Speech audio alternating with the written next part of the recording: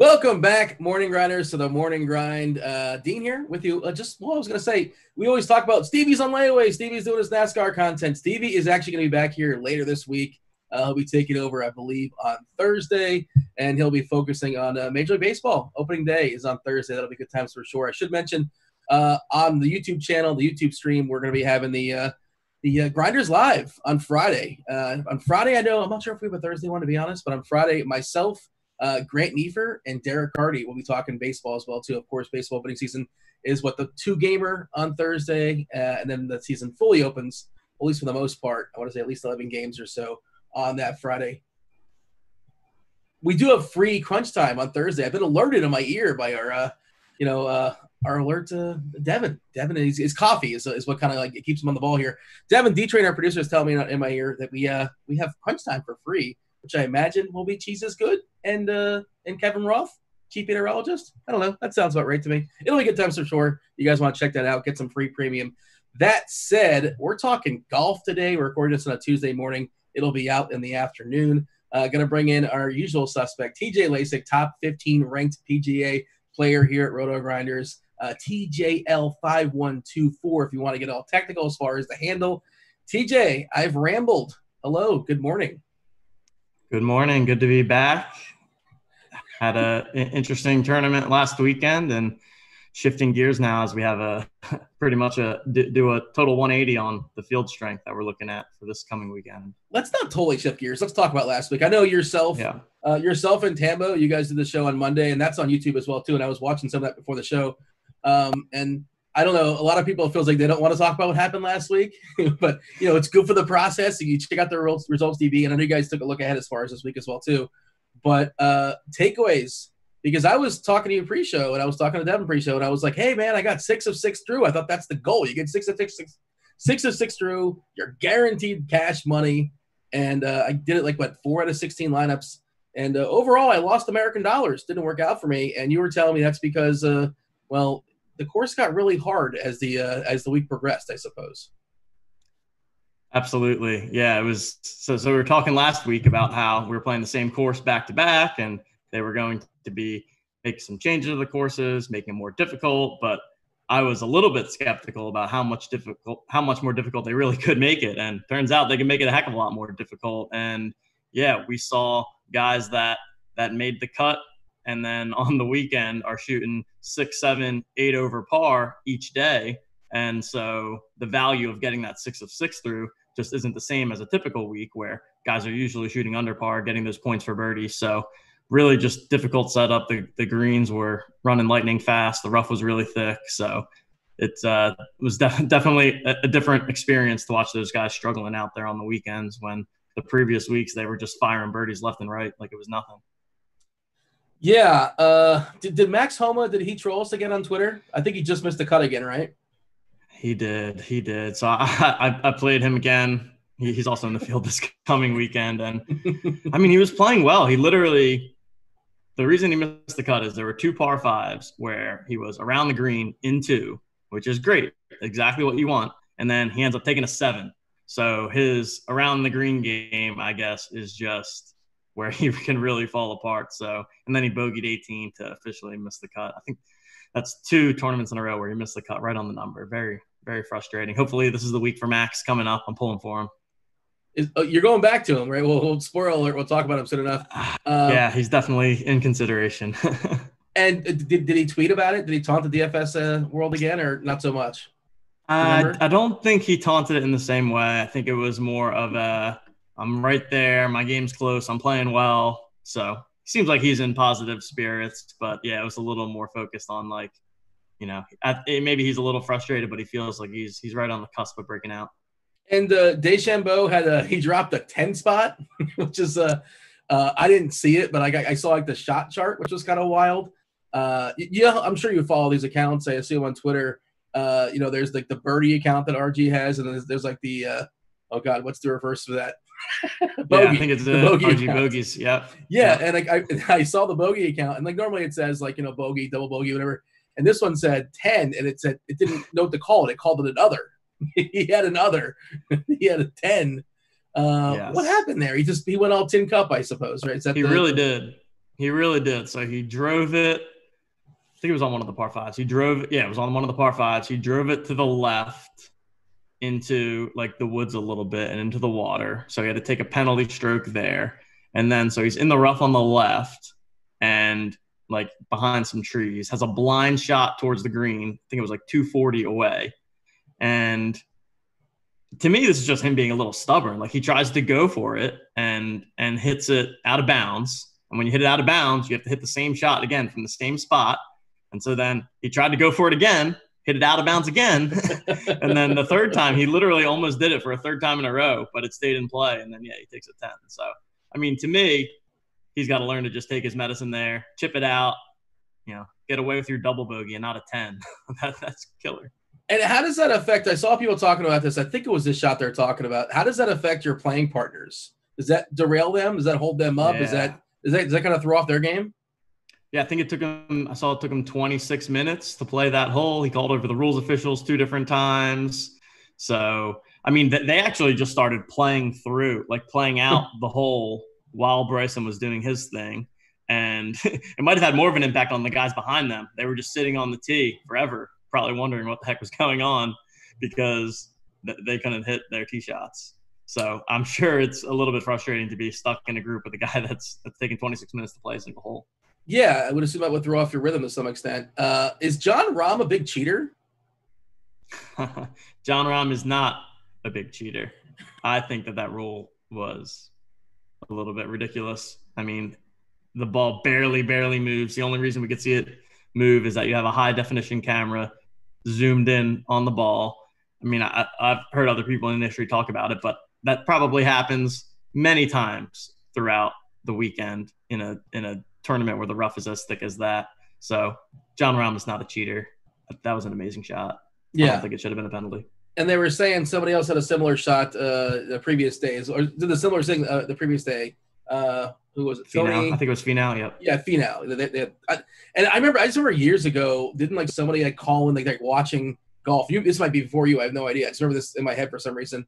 Somebody was watching the coverage on CBS and called in and said Tiger did something illegal and it actually he lost a stroke or something like that. How is that a thing? Can somebody just call in to some regular Joe? Do you know what I'm talking about or no? I do recall. I don't know the exact situation, but I recall something similar. Yeah, I think they've got to find a way to better handle these types of situations. I mean, it's one thing if there is clear intent of someone trying to improve their lie, but I mean, it was happening on his backswing. He couldn't not have possibly reacted, in my opinion, at least. And I would have really been interested to see if they would have made the same ruling, if it would have had an actual impact on the tournament and the winner. It seemed like it was kind of he's going to win anyways. We'll make it look good by calling a penalty. And I don't feel that that's the right way to handle it either.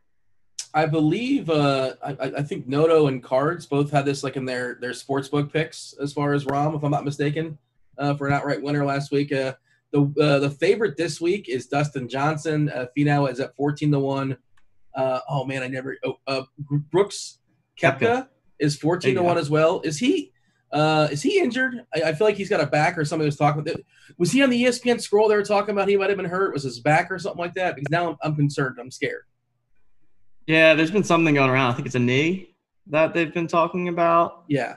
That he's had. I think it's not something new. It's been around, but I think the soundbite going around is that it hasn't gotten better. And I guess he got another MRI or whatever, and it's just not showing improvement. So I think people are going to be pretty hesitant on Brooks this weekend. I mean, for that reason and for the reason that he's a guy that typically is a big game hunter, shows up for the majors, and this tournament, this field is about as opposite of that as you can get. Yeah, so why is he here, man? Just chill. I mean, he's got a mortgage due. Like, I assume he's doing fine. Why can't he just like hang out for a week? That's why I think he's probably not that injured. I mean, if he was actually injured, I don't think there's any way he'd be playing. So I wouldn't. I mean, if you like Brooks, I wouldn't not play him just because of the injury. Like I said, if he was injured, he would just withdraw. It wouldn't be a big deal. He doesn't need to be playing this tournament. But at the same time, his game's not really where it needs to be right now for me for that price. So I think that he's going to be low owned across the board, but I think with good reason. Talk to me about this course. What kind of ball striker do I want? Yeah, so this course will play much, much easier than it did last weekend. I think we're seeing a lot of comps to this tournament to the Rocket Mortgage that we had a couple weeks back where Bryson ran away with it.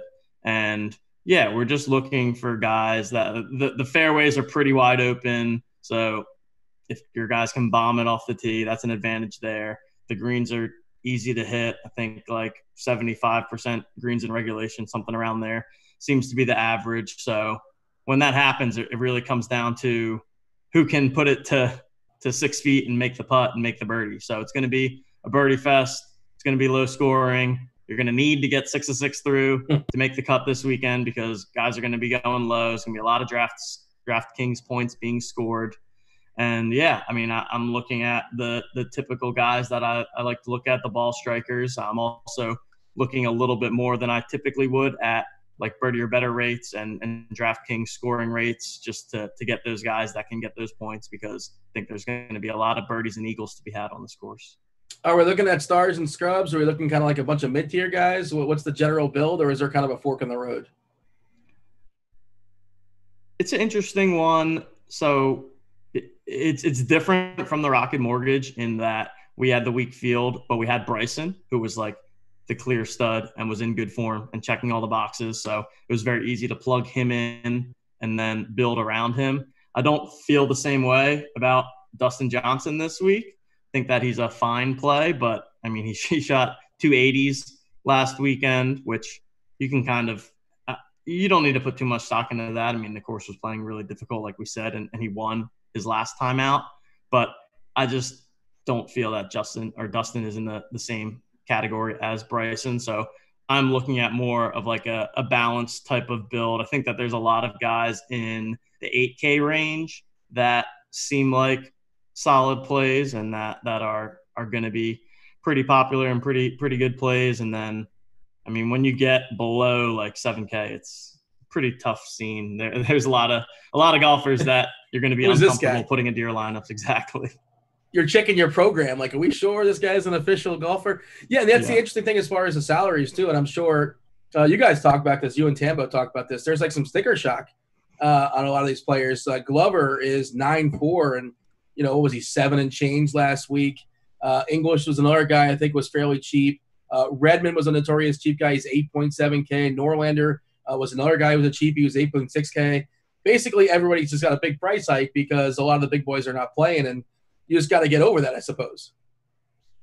Yeah, it's really shocking at first. Like you said, there's a number of guys that have literally saw their price go up 2K since the last time they played. I mean, Norlander was what, 6,500 last week, and now he's 8,600. Yeah, Glover went from 7,100 to 9,400. So my initial look, all of that is definitely shocking. And like when I see Glover at 9,400, my first instinct was, oh, you can't play Glover for 9,400. But then when you start to look into it more, I start to come around to it a little bit just because the field is that weak and Glover has been playing well. So he's a guy that I've definitely come around on a bit for that price tag. So yeah, I think it just takes some time looking at these names and these prices and becoming comfortable with that and realizing that that's what we're dealing with this week.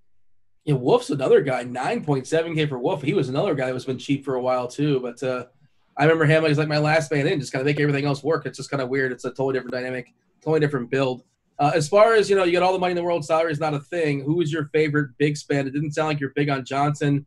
You're talking about Koepka most likely being fine because why else would he be here?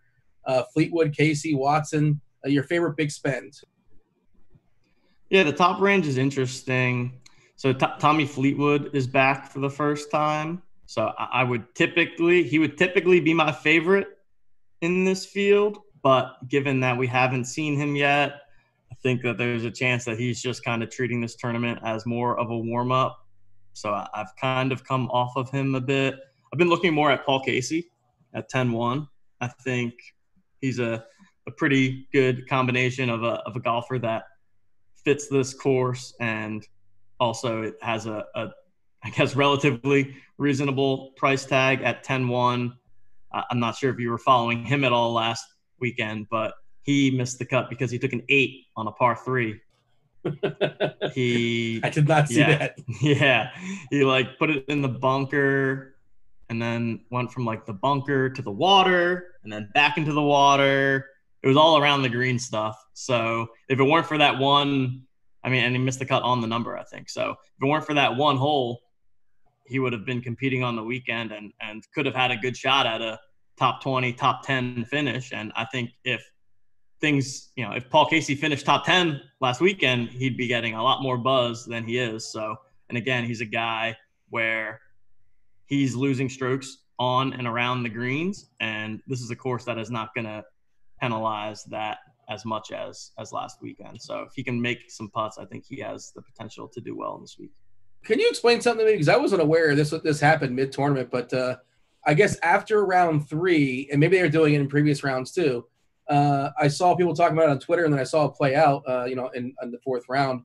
They move the holes? Like, is that a thing? Is that what they changed the pins? Like, I didn't know. Like, and I don't even know. Like, that seems like a hard work for the groundskeeper. I feel bad for the groundskeeper. That seems like a lot to do. They're probably there all night or something. I have no idea, but why do they do that? And apparently they made it very difficult, right? Yep. Yeah. So they get different pin locations every day. So that's just, you go out and play any random public or private golf course. They're always switching up the pin locations too. That's just part of the thing. But yeah, typically you'll see Sundays be set up, especially in these bigger tournaments, the most difficult. So they'll be tucking pins in back or front corners, making it so that you have to clear the water directly if you want to go at the pin, or tucking it tight in between the bunkers. So that is definitely one of the factors that was playing into why it was so difficult Sunday. And you combine tight pin locations with greens that are rock hard, it makes it very difficult to get it close. And so it becomes a lot more of just aiming for the middle of the green and hoping to two-putt versus being able to attack the pins. And that's one of the reasons why it was going to be hard for anyone to chase Jon Rahm down on that Sunday with the lead that he had going in. For what it's worth, it is super, super early, obviously. I'm looking at our lineup HQ that has our ownership percentage, which, again, it is fluid. It will change. But it seems like amongst the big boys, Finau is the most likely to be rostered. It's not a big distance. And there's Casey. And then it looks like next up would be Fleetwood. Does that sound about right to you?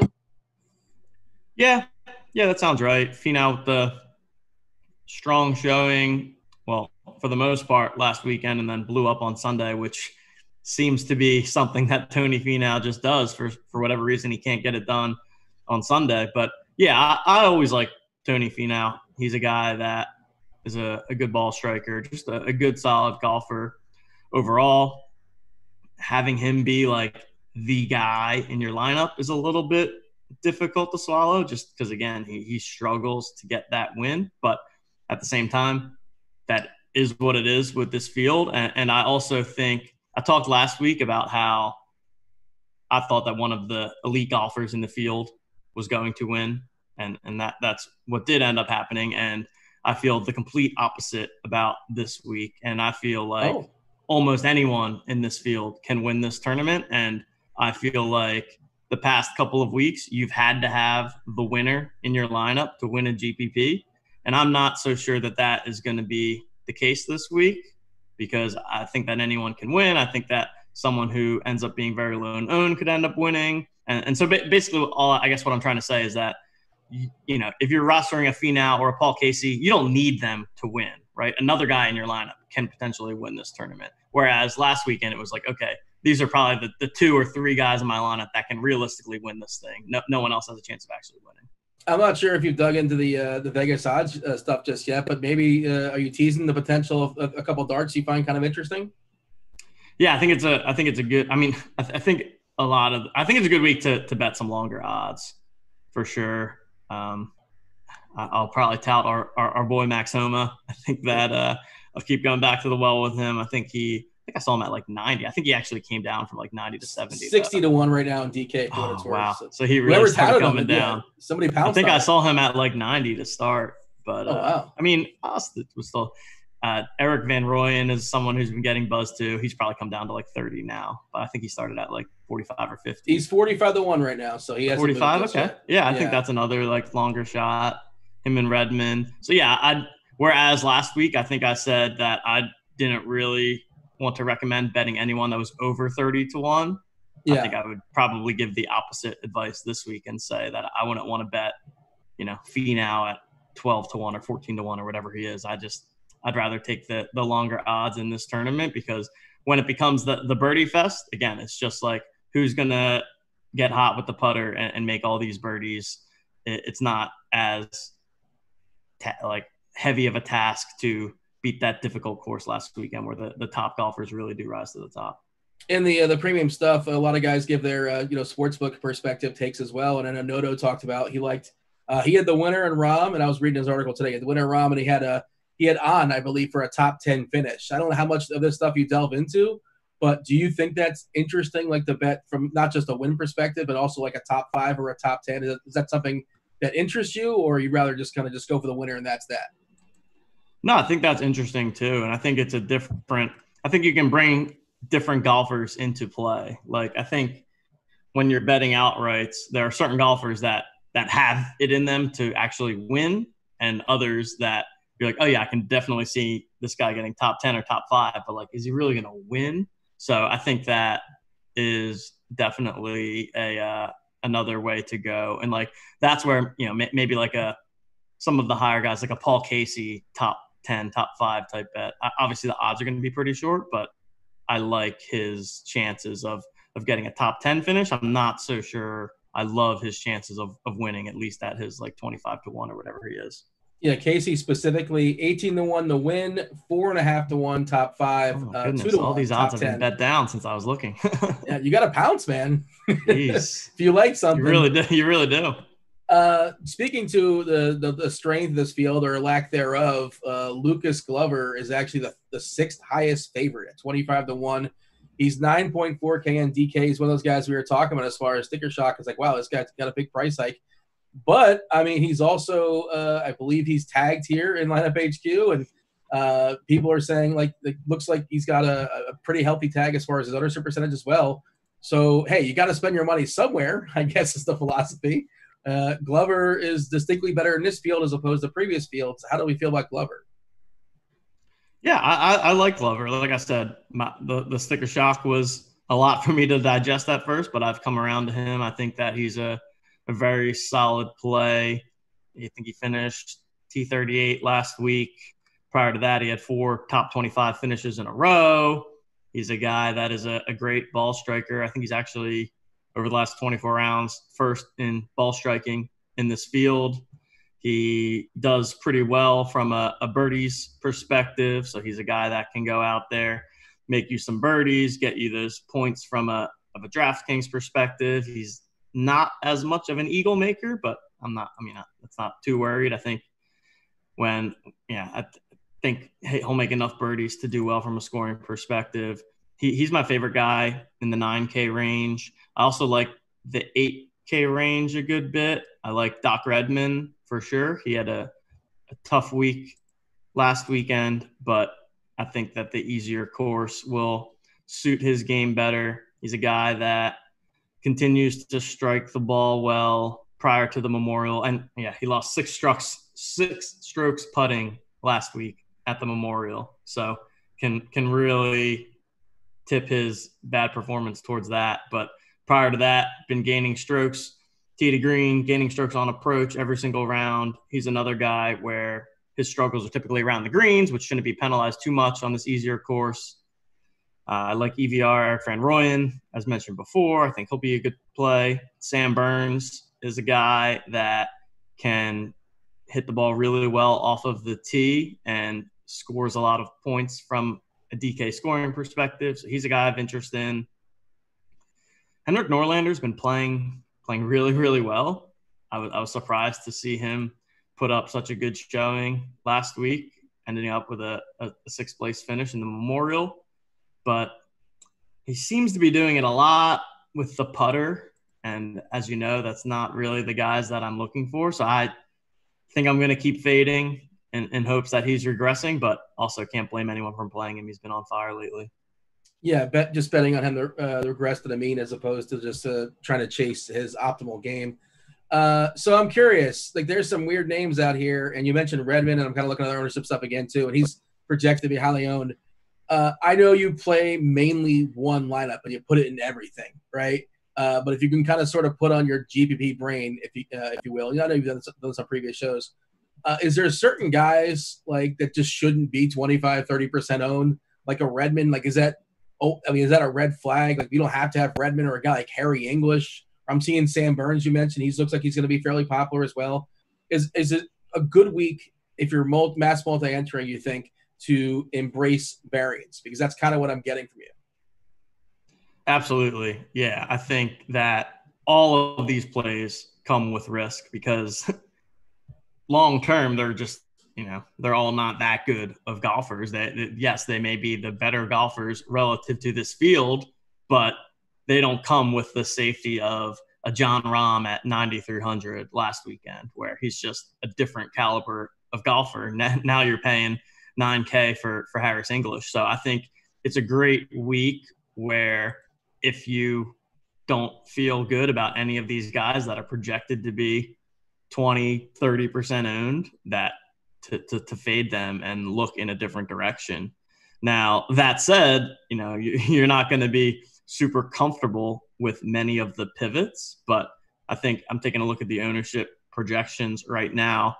I talked about Max Homa, and I guess I'm just going to continue to die on the Max Homa hill because I think that he is a good play again, and he's coming in at under 10% ownership. I think that Patrick Rogers is another good play that seems to – I'm actually surprised to see his ownership this low. Maybe that'll come up over time, but I think that those are two good pivots in the low 8K range to come off of the folks like Redmond, Burns, EVR. Luke List is another guy that is like very, very hit or miss. He joined the tournament late last week. He kind of came. He was a late arrival. Is that not correct as far as list? I believe so. Yeah, but I mean, 8,400 Luke List is also tough. Yeah, no, I think you're right about that. But yeah, I mean, it's just another one that's tough there. But yeah, I would definitely be aware when building GPP lineups of not forcing too many of these chalky guys into one lineup. I think that with a field this week, there's only so many names that people even recognize or are comfortable with. And so that would likely lead to even more ownership consolidation than usual. Whereas last week we had so many options that ownership was relatively spread out. This week is quite the opposite, where there's just not that many plays to go to where you feel good about clicking them and putting them into your lineup. Yeah, I think you just mostly build a lineup you want, and that's that, because you build one main lineup. But I know some people talk about, and I feel like Tambo was talking about this, and you can certainly adjust this too in the lineup HQ when you're making your lineups. A certain percentage, like you don't want to have any more than like 85 or 90% project ownership. Does that sound about right? More or less?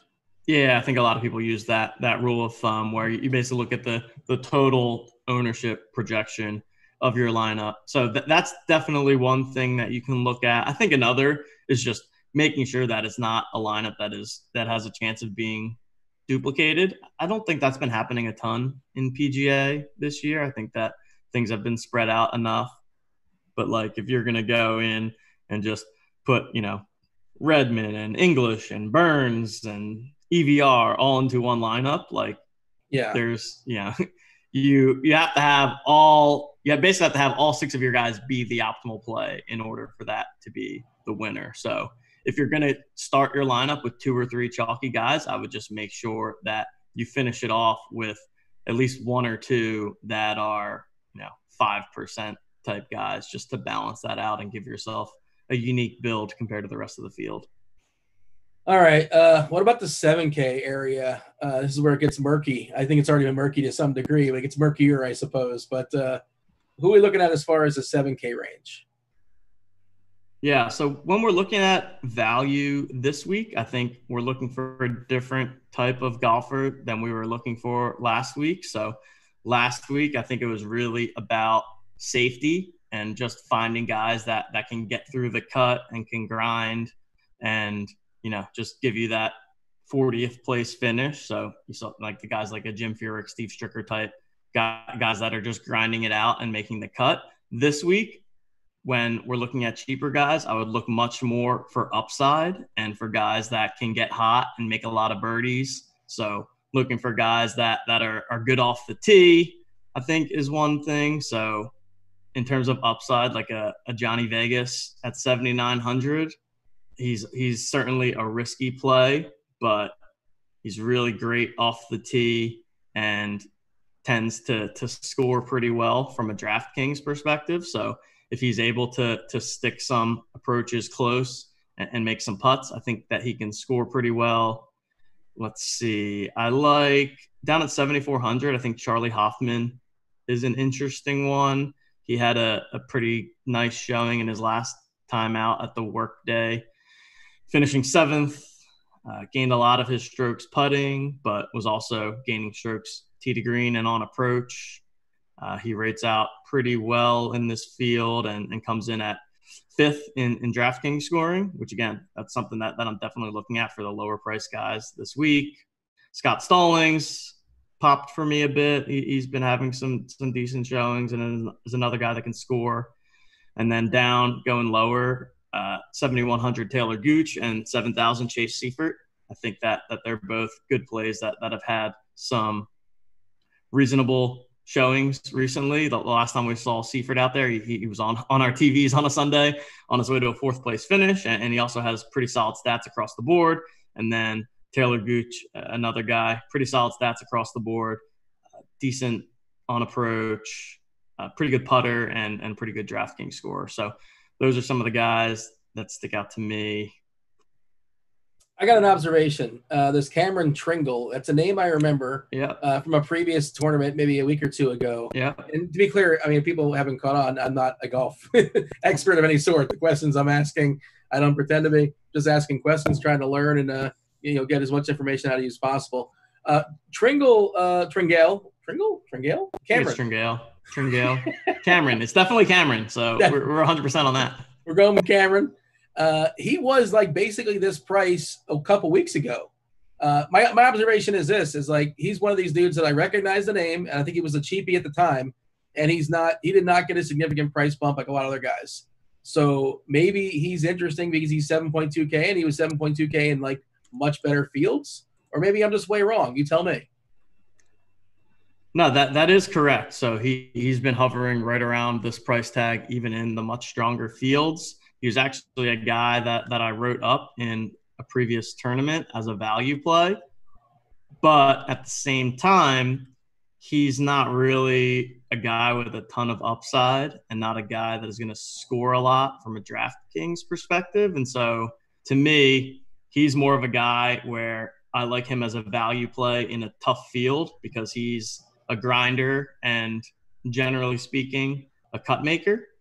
So if I'm just looking for a cheap guy that can get through the cut and I don't really need a lot of scoring upside out of, that's more where I would look to him. Whereas in this field, the price is good, but I still think that his upside is about the same. Like, he, to me, doesn't seem like a guy that's going to go out there and get you a top 10 finish or a top 5 finish. Whereas some of these other guys, like the Johnny Vegases, the Hoffmans, the Gooches, the Seiferts, like I see them having more upside, I guess. But fine play. No, fine play, but I'd target probably higher upside guys this week. You write the value play article. You also do that as far as your tags and lineup HQ is their value play specific as well. People haven't caught on. Your guys are always going to be cheapies. All the good players are claimed, man. What's up with that? Is that like an initiation thing for you? Noto and cards won't give you the good guys? Yeah, I can only tag the value guys. So I'll be in there tagging guys 7,500 and under, trying to give us some options from a value perspective, trying to also specifically make sure that I include some guys in the 6K range. And again, I'm also thinking about changing up my article a little bit and including like a little bit more of a different, like I've just been listing kind of 6 plays, and I'm going to kind of try to say like, okay, here are some guys that are more like cash optimal type options. Here are some guys that are more like GPP upside options. And then here are some guys that are like just the total punt play salary saver type guys. So I think I've been working on my article. It'll be out by the time this podcast drops, but yeah, it won't, by the way, because today's podcast is going to be going up basically right after the show. Normally we put it up the next day. Yeah. Oh, this is today's grind. Okay. Yeah. The schedules have kind of screwed up with me, and it's my bad. We're actually posting this today. Yeah. Fake news. So, okay. So yeah, that's not your fault. You would think there's no reason for you to think otherwise. But so you've been holding your nose, I presume, and like perusing through these 6K guys, and you're probably going to feature one or two in your article. Who who are we gravitating to? Like, don't give away the whole article, obviously, but is there one player or two less than 7K that you think is I guess playable? So I keep looking at this Cameron Davis down at 6,500 on DraftKings, and I've seen other people talk about him a little bit as well. I mean, he's missed all 4 cuts since the restart, but somehow his underlying stats are good. And somehow, and I still can't even figure this out, he's number 1 in DraftKings scoring. So he seems to be a guy that just makes a lot of birdies and then also a lot of bogeys. So I don't think he's making a lot of pars out there. But in this weaker field, maybe he's a guy that can get you some scoring and get through the cut. And if he finds a way to make the cut and play all 4 rounds, he can put up some scoring. So he's a guy that I've been looking at. Keith Mitchell at 6,900 is another guy that has the ability to go low. I know that he's a guy that has a specific putting surface that is beneficial to him, and we're not on that this week. I think he's a Bermuda guy, and we're on bent. Hopefully, I got that right. But so it's not the ideal week for him, but he is a guy that is good off the tee and can score from a DraftKings perspective. And again, an upside guy. He could easily miss the cut, but any of these guys can. Chesson Hadley, another guy under there that has some decent ball striking numbers and some decent scoring numbers. So those are some of the ones I'm looking at. It's mostly pretty ugly. I'm taking a peek here over. I did pull up one last some options. I'm having some audio issues over here. Hopefully we'll clear that up. My bad. I'm not really sure what's going on with my laptop. It's getting all funky on me. But I pulled up the tiers one last time here, TJ, and it's not working. It's not that they have yet to. I can reserve, but that's no fun. We like to play the tiers game. Unfortunately, we're recording just too early this morning. That said, I'm taking a peek here as far as the sports book on DK. Johnny Vegas, you mentioned 66-1. You mentioned Hoffman is 70-1. Are those interesting darts? Yeah. I think those are the kind of numbers that I would look to target this week. And I mean, yeah, I think it's a week to go a little lighter from a betting bankroll perspective, and maybe just place some smaller bets than usual on some longer shots and have those sweats. So yeah, I think Vegas is a good one. I mentioned Homa. I like him. Let's see.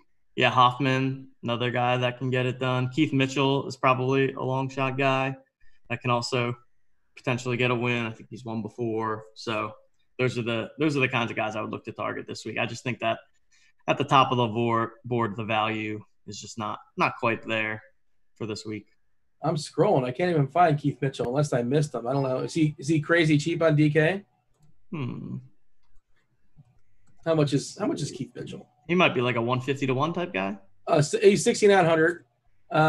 Yeah, that's okay. If he's 150-1, he's usually like a 150-1 kind of guy. I feel like I don't know if that's exactly what he is, but who's winning this bad boy? The long shot. Who do you have? Who do you have as the winner as of Tuesday morning? Who do I have as the winner as of Tuesday morning? Let's go with EVR, Eric Van Rooyen. He's going to come through, get a win here. Guy that's been striking the ball well, long-term form, good ball striker, good scorer. Struggles with the short game and struggles with the greens, but shouldn't be penalized very much by that this week. Gained 8.8 strokes off the tee last weekend, including 8.3 strokes on approach, lost 3 strokes putting. So he's a guy that I think makes a lot of sense from an upside perspective and is a decent outright odds bet. Yeah, 45-1. I'll take it. 45-1 as far as top 5, 9-1 as far as top 10, 4-1. So there you go. Just play it. Win, place, show. Knock all 3 of those out. All right, we're going to step aside. We're going to get out of here. Before we do so, tell them about your article. Let them know about the show on Monday. You do a Tambo as well, too. That's, of course, free on YouTube. And get the Twitter out there, too. Let the people know about the Twitter. Yeah, gotta get the Twitter going. I got gained some followers the first couple shows we had, and it's been slowing down a bit. So at TJL5124 DFS on Twitter, you can follow me there. As Dean said, I'll be having my value breakdown article coming out later this afternoon on Tuesday. Every Monday going forward, we have a free show that I'm doing with Tambo where we do a lineup review. We've just been going through all of the bigger GPPs and talking through winning lineup constructions.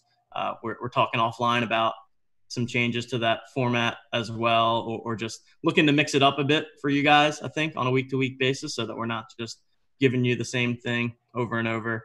And then, yeah, I'll be making some other appearances randomly, I'm sure. You can find my conviction plays, my rankings, all of that good stuff on the RG Premium for PGA.